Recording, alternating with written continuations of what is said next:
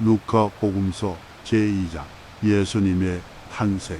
그 무렵 아우구스투스 황제에게서 칙령이 내려 온 세상이 호적 등록을 하게 되었다.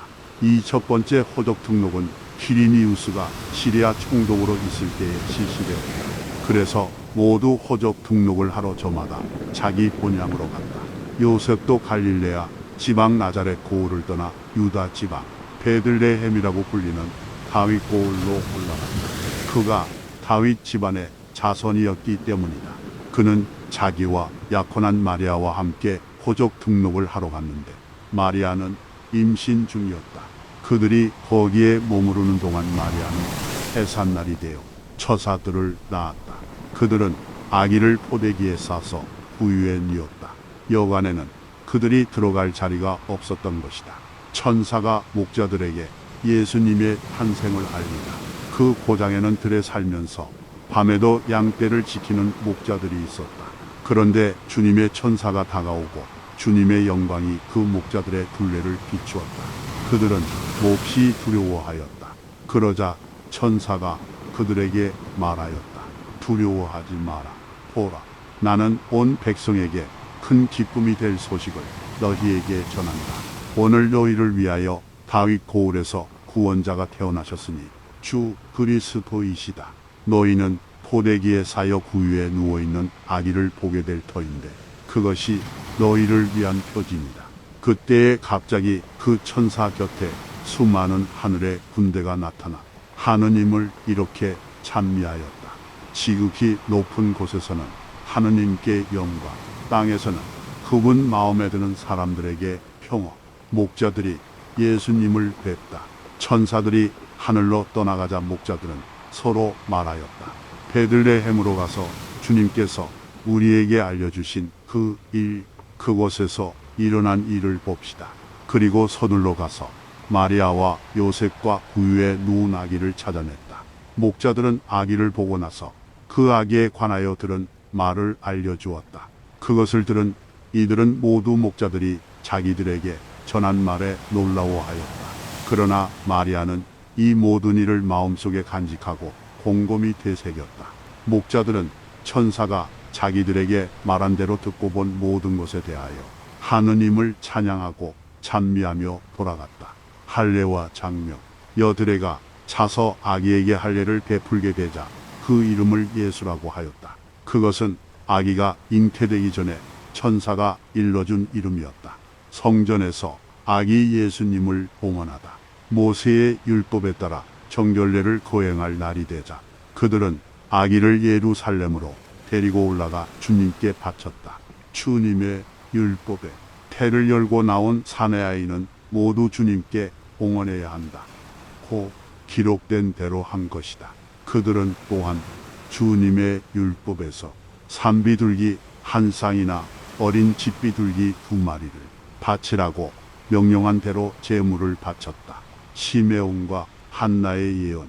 그런데 예루살렘에 시메온이라는 사람이 있었다.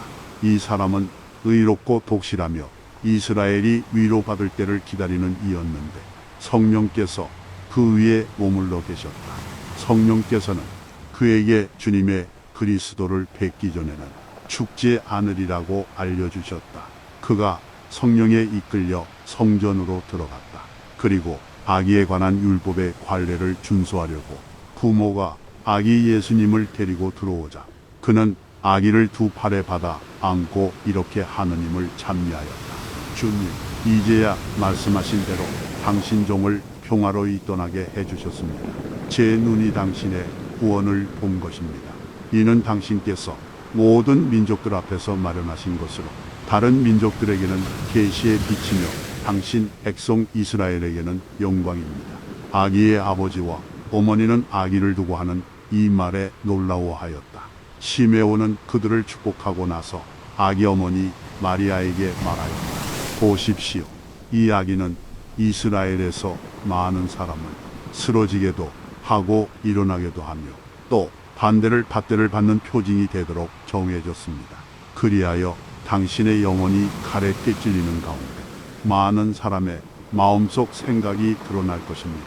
한나라는 예언자도 있었는데 푸누엘의 딸로서 아세르 지파 출신이었다.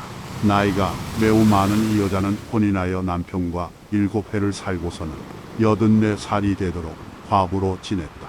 그리고 성전을 떠나는 일 없이 단식하고 기도하며 밤낮으로 하느님을 섬겼다. 그런데 이 한나도 같은 때에 나와 하느님께 감사드리며 예루살렘의 속량을 기다리는 모든 이에게 그 아기에 대하여 이야기하였다.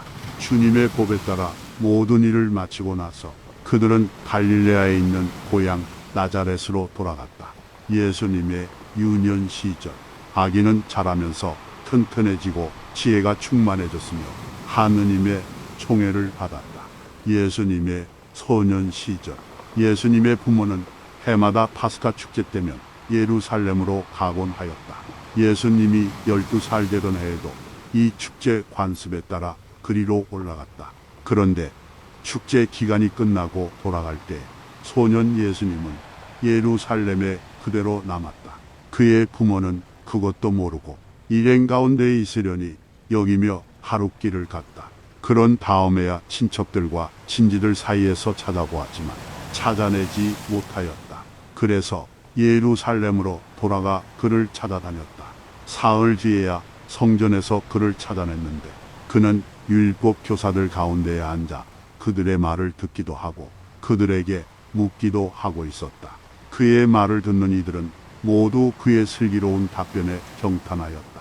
예수님의 부모는 그를 보고 무척 놀랐다. 예수님의 어머니가 얘야, 우리에게 왜 이렇게 하였느냐?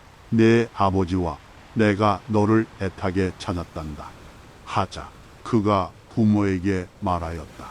왜 저를 찾으셨습니까?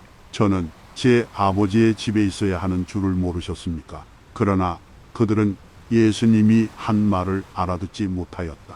예수님은 부모와 함께 나자렛으로 내려가 그들에게 순종하며 지냈다. 그의 어머니는 이 모든 일을 마음속에 간직하였다. 예수님은 지혜와 키가 자랐고 하느님과 사람들의 총애도 더하여 갔다.